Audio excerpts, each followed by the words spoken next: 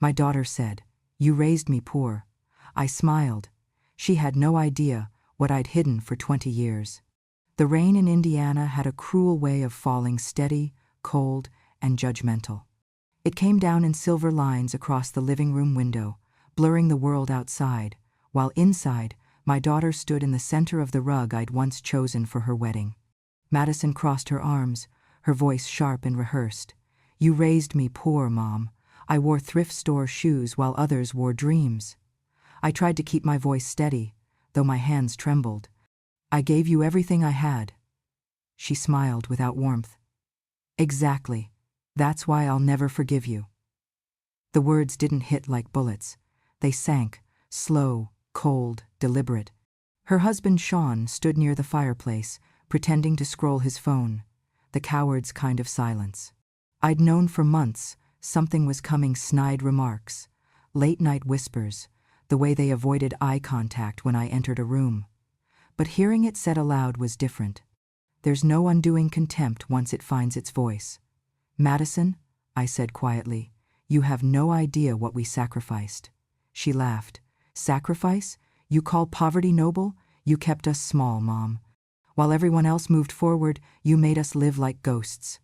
Her friends, seated with their wine glasses, pretended not to hear, but their eyes lingered long enough to enjoy the spectacle. I'd become their evening's entertainment. "You were never ashamed when you were little," I said. "We made do. We loved each other." "That was your delusion," she snapped. "I learned early that love doesn't pay the bills." She turned to Sean. "Tell her, we can't keep doing this." He cleared his throat, still not looking at me. "We're selling the house, Anne. The mortgage is killing us. We'll pay off the debt and move somewhere better." I stared at him, the man who once called me Mom. "This is Robert's house," I said. "He built it with his hands." "Then maybe," Madison said, her lips curling, "he should have built something worth keeping." For a moment, all I heard was the clock ticking, stubborn and loud. I thought of Robert's calloused fingers, of the nights we painted this very room by lamplight. I thought of Madison at 6 years old, her small hands covered in cookie dough, giggling when she dropped flour on the floor. The girl I loved was nowhere in the woman before me. "You can't sell what's not yours," I said. "My name's still on the deed." "Not for long," she said flatly. "If you feel justice deserves celebration, smash that hype button. Your support keeps stories like this alive and echoing far away." She turned to her friends, her tone light now. "Sorry about the scene. Mom's a bit nostalgic." They laughed softly, like polite hyenas. Then she added, "She helps around the house. It's less embarrassing that way." The laughter cut deeper than any curse. I stepped closer, whispering, "You told them I'm your maid?" "Relax," she said. "It's easier than explaining why you still live here." Sean looked away. I realized then he wouldn't stop her, not tonight, not ever. "You're ashamed of me," I said. "No," she said coldly. "I'm ashamed of what you made me." She gestured toward the door. "Pack your things. You can go to one of those assisted places. Maybe they'll appreciate your stories." "You'd throw your own mother out in the rain?" "You made me live in shame for years," she said. "Consider us even." I stood frozen, listening to the storm outside grow louder. The air in the house felt thin, like the world had already decided I no longer belonged in it. "Madison, listen to yourself," I whispered. "I raised you with kindness. You raised me poor," she said again, slower this time, as if the sentence itself was an inheritance she wanted me to choke on. Sean finally moved, walked to the hallway, and returned with my old suitcase. "It's for the best," he said, voice low. "You'll be taken care of." He set it by the door, careful not to meet my eyes. Madison added, "The realtor will come next week. Try to be gone before then." I wanted to scream, to remind her that the only reason she had that education, those pearls around her neck, the house she now sold as hers, all of it came from the years I worked double shifts, slept in hospital closets, and saved every dime. But exhaustion silenced me. "You're selling your father's home," I said finally. "You're selling my life." "We're selling a liability," she corrected. "And you can take whatever's left in that shed out back. Junk mostly. But I know you love your clutter." Her cruelty had precision now, the kind you don't learn you inherit. I reached for the photograph on the mantel, the one of her at graduation, the one Robert never lived to see. She stepped between us, snatched it first. "We're not that family anymore," she said. "We moved up. You stayed down." The room blurred. I didn't realize I was crying until I saw her smirk. "You should go before it gets worse," Sean said quietly. "Where will I go?" I asked. "I don't care," Madison said, picking up her phone again. "Sell that shack if you can. Maybe you'll finally afford a decent coffin." The words landed like the final nail in something sacred. Sean opened the door, and cold rain rushed in, hitting my face like a slap. I picked up the suitcase, its handle slick under my fingers. The old hinges groaned when I stepped outside. The porch light flickered as if mourning me. Madison stood in the doorway, arms folded. "Goodbye, Mom," she said, like ending a business call. I walked down the steps, my shoes sinking into the mud. Behind me, laughter rose again, muffled by walls I'd painted, floors I'd scrubbed. I didn't look back until I reached the edge of the yard. The house glowed faintly through the rain, beautiful and empty. My eyes drifted to the back, to the small wooden barn Robert built decades ago, the one Madison always called that ugly thing. It stood there, dark but steadfast, the only part of this land untouched by greed. "You took everything," I whispered to the wind. But not that. The rain kept falling, and I kept walking, the gravel biting at my feet. I didn't know where I was going, but I knew this much: whatever I had left, it would not be given to those who forgot where they came from. The room they gave me at the community home was small enough to see the end of my life from the door. It smelled faintly of detergent and loneliness, the kind that doesn't bother you at first because you expect to leave soon, but then days pass, and you realize you're not going anywhere. They gave me a twin bed, a lamp, and a drawer that creaked every time I opened it, as if it resented being used again. I spent the first week pretending I still had routines. Morning coffee from the vending machine, a walk down the hallway, a quiet dinner among faces that didn't ask questions. The women here spoke softly, always about medications or grandchildren who never called. No one mentioned love. At night, when the building fell into that sterile silence, I wrote letters to Madison. I never mailed them. The first one started with, "Dear daughter," but the words after that refused to come out. Every time I tried to write, "I forgive you," my hand trembled. So I wrote what I could: memories, her first day of school, the first scraped knee, the first time she said, "I hate you," and didn't mean it. I folded each letter neatly and placed it in a shoebox under the bed, beside the Bible I still couldn't bring myself to open. One evening, while rain knocked on the window like it was searching for me, I found myself reaching for that shoebox again. Instead of writing, I opened a smaller envelope tucked in the back, yellowed, the handwriting barely legible now. "Not now," it said across the front, in Robert's bold scrawl. "When she learns value, not vanity." Inside was a folded piece of paper, a map, drawn by hand, with an X marked behind the barn of our old house. Beneath it, his signature clean, deliberate. I remembered the day I received it, 20 years ago, the morning after his funeral, when grief was still raw enough to smell like smoke. His lawyer had come by the house. He was a young man then, nervous, respectful. "Mr. Williams left this for you," he'd said, placing the envelope in my palm. I'd asked what it meant, and he'd shrugged. He said, "You'd know when the time was right." But the time never felt right. Back then, Madison was still a teenager, 14 and already ashamed of where we came from. She'd sit on the porch steps, painting her nails with the kind of colors that didn't exist in our world. When I told her, "One day, this barn will hold our future," she'd wrinkle her nose and laugh. "Our future smells like cows, Mom." I told her not everything that stinks is worthless. She rolled her eyes and walked away, already halfway to becoming a stranger.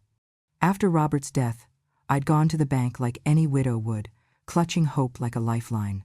The clerk, a man with a smile too professional to be kind, looked through the records of Marlin Oil and shook his head. "I'm sorry, Mrs. Williams. The company filed bankruptcy. There's nothing left to claim. The accounts are frozen indefinitely." His voice was matter of fact, as if he were reading a weather report. I remember thanking him anyway, walking out into the heat and thinking, so this is how a life disappears, just paperwork and indifference.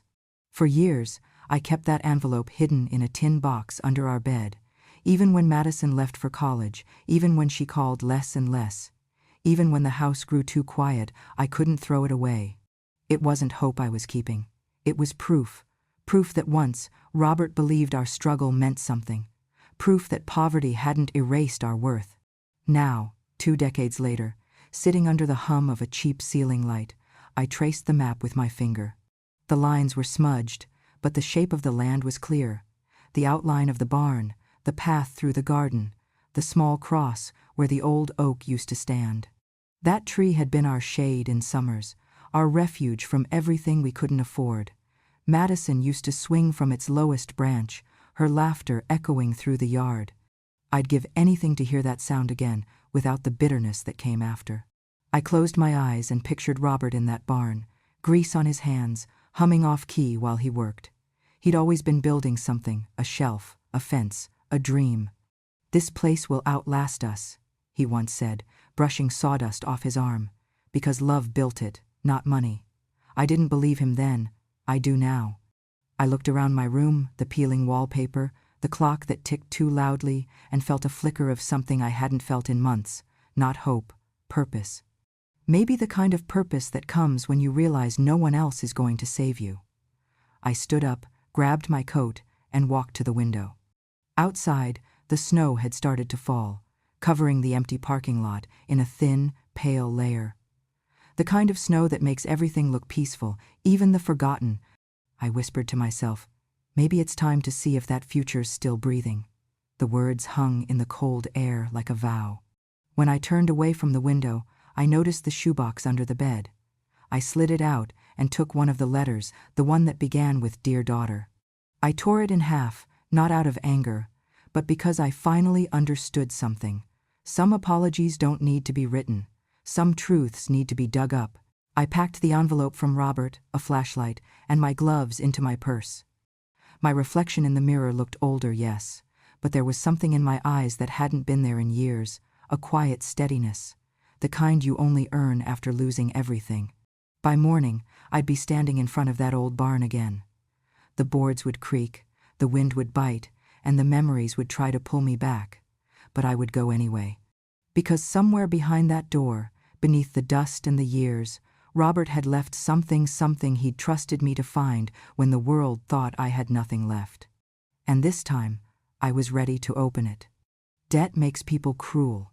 It creeps into their voices, poisons the way they say, "Mom," turns love into a transaction.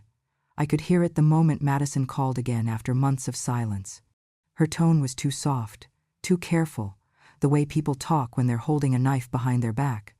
"Hi, Mom," she said, the word foreign on her tongue. "Can we come by? Sean and I want to see you."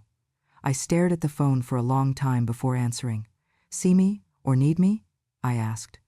She laughed, that hollow kind of laugh that never reaches the eyes. "Both, maybe." They arrived that afternoon, pulling up in a car they couldn't afford to keep. Madison stepped out first, perfectly dressed, her hair immaculate, her perfume too sweet for winter. Sean followed, looking like a man who hadn't slept well in weeks. They walked toward me across the small courtyard of the community home, smiling like strangers trying to sell something. I didn't move from the bench. "You look good, Mom," Madison said, sitting beside me. "Better than last time." "Last time you threw me out in the rain," I said, hard to compare. She flinched but recovered quickly.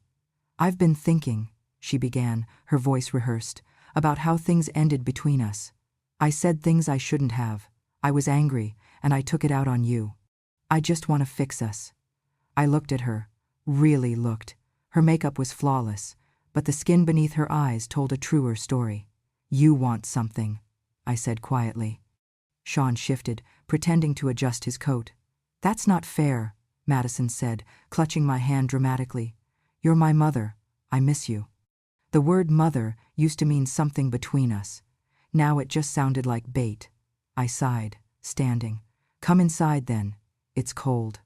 In my small room, I poured tea while they sat together on the couch, whispering like conspirators in church. My hands shook slightly, not from fear, but from the familiarity of the lie. I'd heard it before. I'd lived it. I turned my back to them, the kettle still whistling, and that was when I heard Sean's voice, low but clear. Once she signs, we sell. She won't even know. My fingers froze around the handle. The whistle died down, replaced by the pounding of my heartbeat. Madison answered in a hiss. She will if you push too fast. She's sentimental. She'll sign anything if I call it love. The teacup slipped from my hand and shattered on the tile. Neither of them turned. They thought I was just clumsy, old, fragile. I bent down slowly, gathering the pieces, my reflection fractured in each shard. Then I reached into my cardigan pocket and pulled out my old flip phone, the one Madison used to mock me for keeping. "It's ancient," she'd said once. "You can't even text properly." Maybe not, but it's still recorded. I pressed the button. Their voices filled the room like poison leaking from a crack. Once she signs, we sell. She won't even know. I stood up, wiping my hands. The sound of the broken cup still echoed in my ears. "Everything okay, Mom?" Madison asked sweetly. "Just fine," I said, my voice steady. "Tea's ready." We sat around the small table, steam curling from the cups. Sean pulled out a folder from his bag, his tone casual. "There's some paperwork we need your help with," he began. "It's just to clean up the property lines from the old place. Nothing major." Madison smiled. "It'll make things easier for everyone, Mom. You still have your name on the land, right?" I nodded slowly. "I do." Sean slid the papers toward me, a pen resting neatly on top. "All you have to do is sign here." I picked up the pen but didn't write. Instead, I looked at Madison. "You said I raised you poor." She blinked. "What?" "You said I raised you poor," I repeated. "Is that why you're here now?" Her smile vanished. "Mom, please, don't start that again." I set the pen down. "No, let's finish it. You blamed me for every empty pocket you've ever had. You said I taught you to live small. But look at you now, drowning in debt, lying to your mother for scraps. You're not poor because of me, Madison. You're poor because of your greed." Sean's jaw tightened. Madison's face hardened, her charm slipping like cheap paint. "You don't know what it's like," she said coldly, "to want more than what you had." "I do," I said softly. "I just never wanted it at someone else's expense." She pushed the papers toward me again. "You could help us, Mom. Just sign." I looked at her hands, manicured and trembling, and thought of the little girl who once brought me dandelions and called them flowers. "You still think everything's owed to you," I said, "even now." "Mom." "No," I cut her off. "I was the fool who thought love was enough. You've shown me what happens when love turns into leverage." I pushed the papers back across the table. "Get out." Sean started to protest, but I raised a hand. "Now." The word came out sharper than I expected. It startled even me. Madison stared at me for a long time, her eyes cold and unfamiliar. Then she stood. "You'll regret this," she said. "Maybe," I said, "but I'll do it honestly." They left without another word.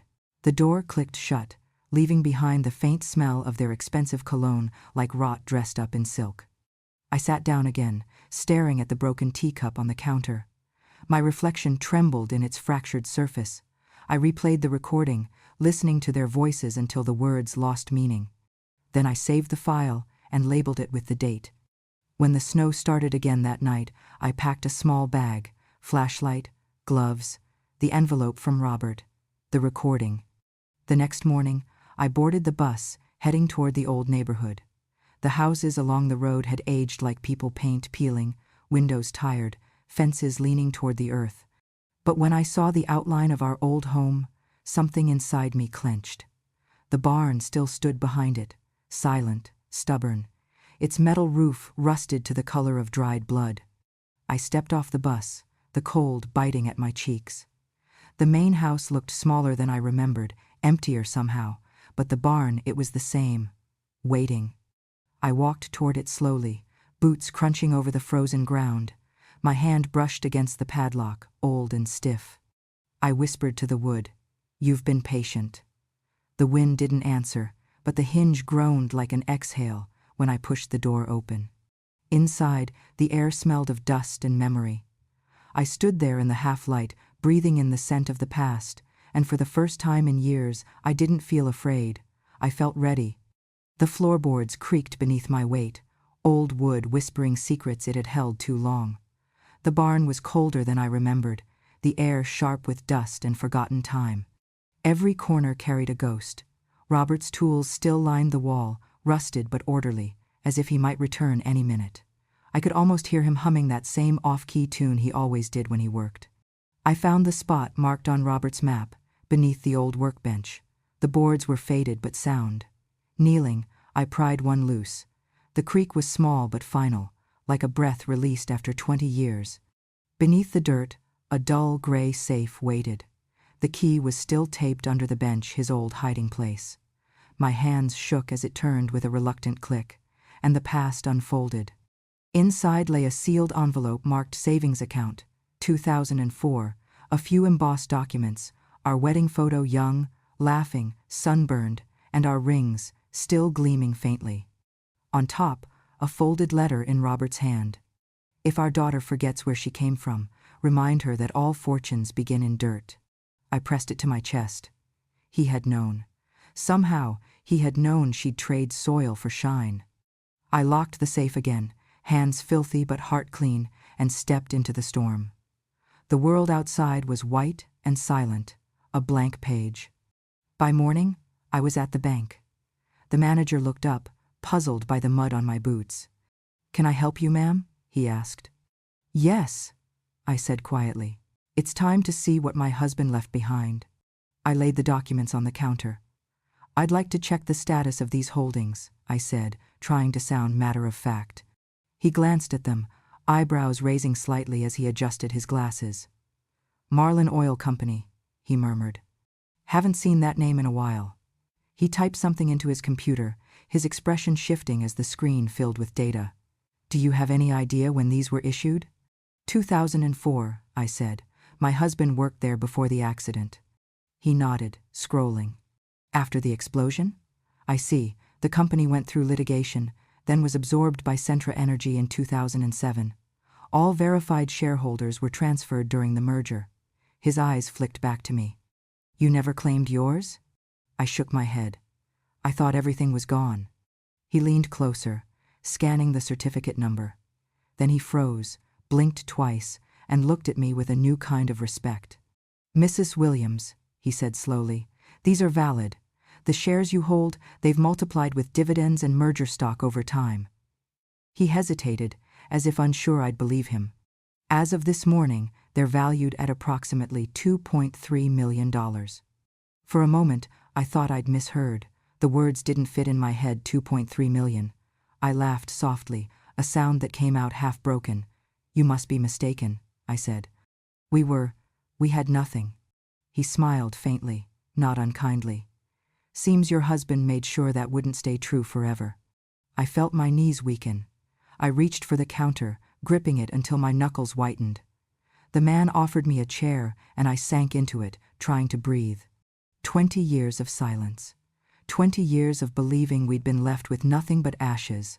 And through it all, Robert had kept his promise quietly, patiently, waiting for me to find it when I needed it most. Tears blurred the papers before me. I could see our wedding photo through them, his grin lopsided, his eyes full of mischief. I could almost hear his voice teasing. "Don't ever sell yourself short, Annie. You never know what you're standing on." The manager handed me a fresh folder with all the updated information. "We can arrange a financial consultation if you'd like," he said gently, "or a private transfer, whatever you prefer." I nodded absently, tucking the letter back into my purse. "Not yet," I whispered. "This isn't about the money." When I stepped outside, the air hit me like baptism, crisp, cold, cleansing. The snow had stopped, leaving everything washed in quiet light. I walked down Main Street without noticing the stares from people passing by. To them, I was just another old woman holding a paper bag. To me, it was an inheritance of truth. I stopped at a bench near the square, the same one where Robert and I used to sit during lunch breaks, back when we still dreamed about owning something more than time. I opened his letter again, reading the words until I could feel them in my bones. If our daughter forgets where she came from, remind her that all fortunes begin in dirt. That was Robert. Always grounded, always right. He hadn't left me money to spend, he'd left me a lesson to give. I looked toward the sky, my voice low. 20 years of silence, and you still kept your promise, Rob. The wind stirred, brushing through the trees like a reply. I wiped my tears with the back of my hand and smiled. I guess it's my turn now. Because what he'd given me wasn't just wealth, it was a mirror, a way to show Madison what real value looks like. And this time, I wouldn't beg her to see it, I'd make her face it. The story hit the internet before I even had time to breathe. Local widow discovers hidden oil fortune after 20 years. That was the headline, loud, glittering, hungry. My name printed beneath it, in bold black ink, like I'd just crawled out of a fairy tale. They used a picture of me from the community home, taken during last year's charity luncheon, my hair slightly messy, my smile small and polite. Beside it, they wrote about the miracle discovery, about a widow who found millions buried beneath her barn. To them, it was a story about luck. To me, it was a warning bell. Madison must have seen it within hours. I could picture her reaction before it even happened, the tight grip on her phone, the way her eyes would widen, not from joy but from outrage. And sure enough, the call came that night. "She's been sitting on millions while I begged for rent money?" She spat, her voice shaking through the speaker. Unbelievable. It wasn't me she was talking to, it was Sean. His voice, low and slick, cut through her fury like oil through water. "Then take what's yours," he said. "You're her only heir. She owes you. Hell, she owes both of us." Madison's breath came sharp, indignant. "She owes me everything," she said. She watched me struggle while she hid this. I imagined Sean smirking, leaning closer. "Then make her pay for it. Be sweet, be sorry, play the daughter card. She's old, she'll fold." That's the thing about greed, it doesn't shout, it whispers. The next morning, she showed up at my door.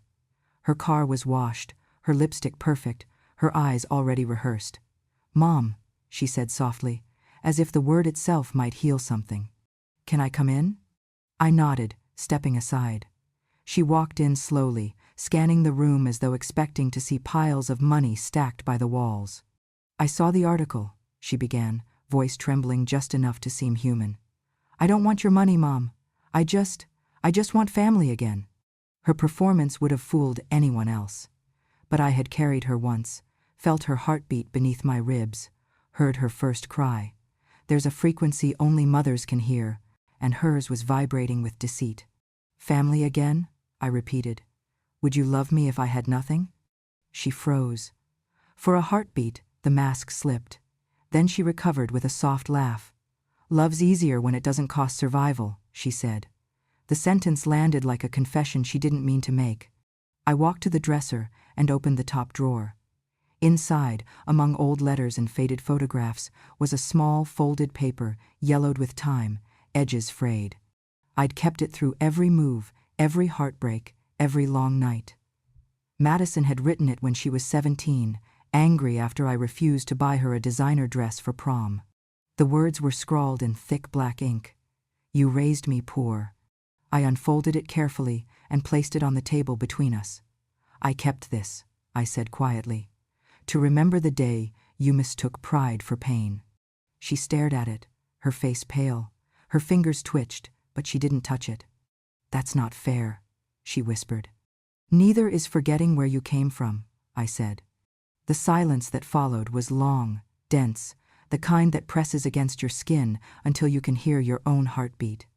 Outside, the snow was falling again, thick and slow, muting the world in white. She looked down at the letter, then up at me. "You make it sound like I chose this life," she said bitterly. "Do you think I wanted to struggle? Do you think I wanted to feel small every time I saw what other people had?" I met her gaze. "You didn't struggle because of what we lacked," I said. "You struggled because you thought you were owed more than what you earned." Her eyes flashed. "You think I should have been grateful for hand-me-downs and second chances?" "I think you should have been grateful you were loved," I said simply. She scoffed, but her voice broke halfway through.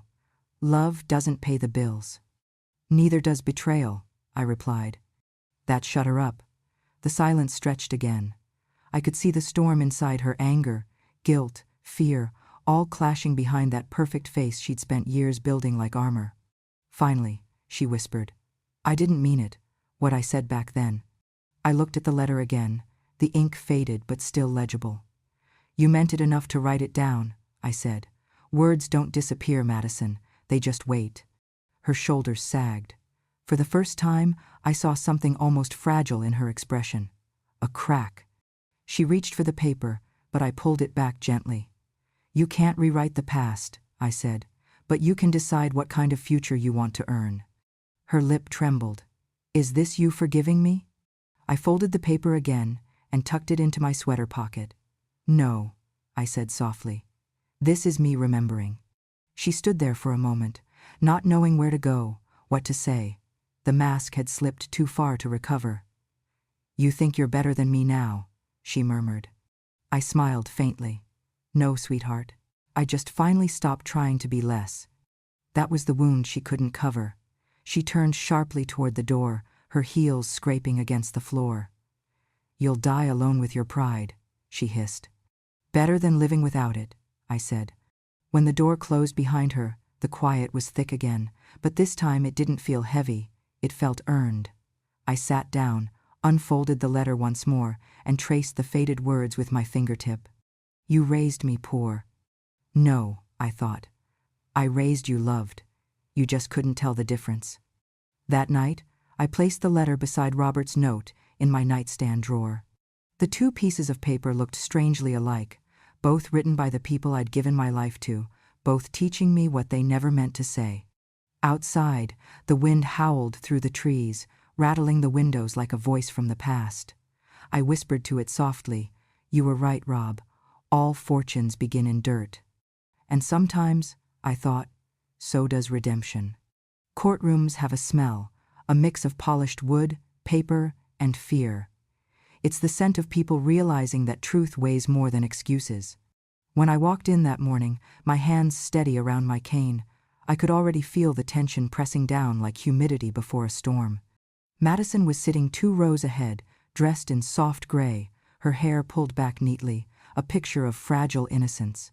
Beside her sat Sean, his jaw tight, his eyes darting between his lawyer and the door like he was still looking for a way out. The case had begun 3 months earlier, when Richard, an old friend of Robert's and the same lawyer who had once handled his will, called me unexpectedly. Anne, he said, his voice cautious, I was reviewing a land registry update for Centra Energy's subsidiary properties and found something strange. Your daughter's name just appeared on your file. At first, I thought I'd misheard. Then the cold realization settled in. Sean had forged my signature on a transfer document, using a falsified power of attorney. Madison had helped, signing off as a witness. Richard met me the next morning, his expression grave but gentle. You've got one advantage, he said, as I handed him my old phone. You recorded everything. He played the file, Sean's voice sharp and confident. Once she signs, we sell. She won't even know. Madison's reply followed, smooth as poison. She'll sign anything if I call it love. When the recording ended, Richard looked up at me. This isn't just greed, Anne. It's fraud. Let me take this to the prosecutor. And that's how we ended up here, under the white lights of Indiana Superior Court, with my daughter facing the truth she'd built her life avoiding. The judge entered, an older man with eyes that looked like they'd seen too many lies. Case number 4827B, Williams versus Williams and Cooper, he read aloud. Proceed. Sean's attorney started first, talking fast, trying to drown reason in jargon. My client believed Mrs. Williams had intended to gift the property to her daughter, he said, gesturing toward Madison, as part of an emotional reconciliation. The judge frowned. Do you have evidence of that intent? The lawyer hesitated. We have signed documents. Forged documents, Richard cut in smoothly, his tone sharp as a scalpel. He stood, gray hair glinting under the lights, and placed my phone gently on the evidence table. And we have proof. The judge nodded. Proceed. Richard pressed play. The courtroom filled with the sound of Sean's voice. Once she signs, we sell. She won't even know. Then Madison's, she's sentimental. She'll sign anything if I call it love. The words hung in the air long after the recording stopped. The silence that followed wasn't just quiet, it was heavy, like judgment itself had landed. Madison's face drained of color. She turned toward Sean, but he wouldn't look at her. The audience shifted uncomfortably. Someone in the back let out a low whistle before the bailiff silenced them. Richard spoke calmly. Your Honor, the defendants not only attempted to defraud Mrs. Williams, but exploited a position of trust, her own daughter, her family. This was not a misunderstanding, this was premeditated deceit. Sean's lawyer tried to object, but Madison's voice broke through before he could. I only wanted to protect her, she cried, her hands shaking. She's old, she doesn't understand what she's sitting on. I was trying to keep it safe. The judge's gaze didn't soften. You signed your mother's name on a fraudulent document and submitted it to a federal institution, he said slowly. That's not protection, that's theft. Sean slammed his hand on the table. She told me to do it, he shouted. She said it was her right. The judge raised a brow. You'll both have time to explain to the Department of Corrections. Madison started sobbing, a small, broken sound that might have once made me rush to her side. Not this time. I sat there, watching her world collapse with the same calm she'd shown when she'd thrown mine out into the rain. The prosecutor spoke briefly, cold, efficient, wrapping up what everyone already knew. The evidence was airtight. The forgery traced directly to Sean's laptop. The bank's timestamp proved the submission was deliberate. When the judge finally looked at me, I stood slowly, gripping my cane. Mrs. Williams, he said, is there anything you wish to add before sentencing? I shook my head. Nothing that hasn't already been said by the truth. He nodded, then turned to Madison. You deserve exactly what you gave her, he said quietly. The gavel came down. Sean was convicted of fraud and sentenced to prison. Madison lost all legal claim to inheritance and was fined for her part in the scheme. Her reputation, the one she'd spent years polishing for appearances, crumbled overnight. As reporters crowded near the doors, she turned to me, tears streaking her makeup, the same eyes that once held so much contempt, now searching for mercy. Mom, she whispered, please. I didn't mean. But I'd learned something about apologies. They only count when the person making them has nothing left to lose. I looked at her, not with hate, but with the kind of sorrow that no forgiveness could erase. You said I raised you poor, I said softly. Now you finally know how that feels. The bailiff led Sean away first, his handcuffs clinking like punctuation marks. Madison followed, her steps small, unsteady, the sound of her heels fading into the hallway. Outside the courthouse, the sky had turned gray, heavy with rain. Reporters shouted questions I didn't answer. I stood beneath the courthouse steps, feeling the drizzle soak through my coat. Richard came beside me quietly. You did good, Anne, he said. You stood your ground. I nodded, my gaze distant. Robert used to say justice isn't about revenge, it's about remembering. He smiled faintly. Then you remembered well. I watched the courthouse doors close behind me and whispered to the wind, Rest easy, Rob. She learned her lesson. The rain came harder, washing the world clean. I didn't open my umbrella. Some storms, I thought, are meant to be felt. A few days after the trial, the house was quiet, too clean, too empty, like a wound that had finally stopped bleeding but hadn't healed. I didn't move back in. A house that had once been filled with betrayal could never be a home again. Instead, I walked past it, through the frost-bitten grass, to the barn behind the property. Its roof sagged, the boards were warped, and the smell of dust and rain clung to every corner. 20 years of silence lived in those walls. I stood there a long while, hearing Robert's voice in my memory. If our daughter forgets where she came from, remind her that all fortunes begin in dirt. I touched the doorframe and whispered, Then let's build something that starts from dirt again. I didn't want revenge. I wanted renewal. Using part of my court settlement and Centra Energy shares, I created the Barn Fund, a small grant and scholarship program for working women and single mothers in Indiana. The old barn, once filled with hay and broken tools, became a workshop for second chances, a sewing room, a small greenhouse, a place where dignity earned its wages. It wasn't charity, it was investment. Not in profit, but in pride, in women who had been told they were too old, too tired, or too poor to begin again. And who began anyway. A local journalist wrote about it. From barn to backbone, widow uses oil fortune to lift women out of poverty. The story spread quickly, and suddenly, the same town that once whispered behind my back now stopped me on the street to say thank you. During the opening ceremony, I unveiled a glass frame on the barn wall. Inside was that old, wrinkled note Madison had written when she was 17. You raised me poor. Beneath it, on a bronze plaque, were the words I had added myself. They said I was poor, so I built something that can't be bought. The audience went silent. Reporters leaned forward. Then one of them, a man with a camera still hanging from his neck, asked, Mrs. Williams, why not retire and live comfortably? You've earned the rest. I smiled. Because comfort never built character, I said. Discomfort did. The room erupted in real applause, heavy, human, unfiltered. Over the next few months, women began to come from other towns. They shared stories over coffee in the barn's new kitchen, stories of debt, divorce, and quiet survival. One woman said she hadn't heard someone call her by her first name in years without shouting.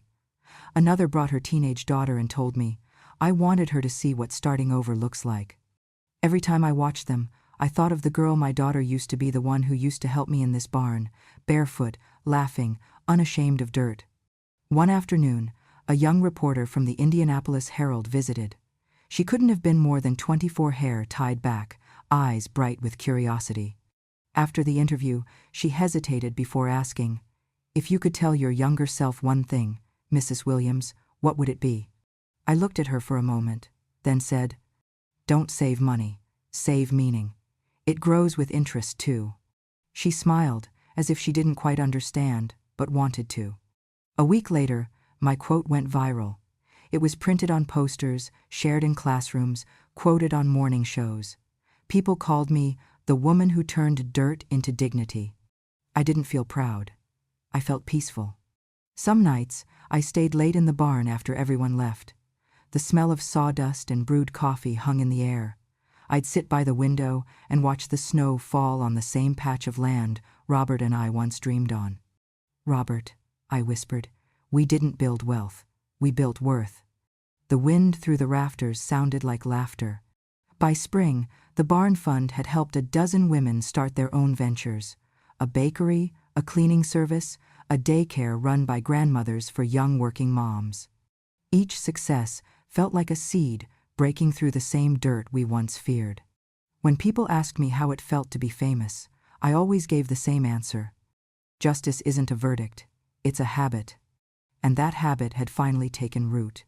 As the camera faded out at the end of one news feature, the shot lingered on the bronze plaque inside the barn. The words shimmered under the sunlight, filtering through the rafters. They said I was poor, so I built something that can't be bought. For the first time in years, those words didn't sting. They felt like truth, steady and quiet. For the first time, I didn't need applause. The silence inside that barn was enough.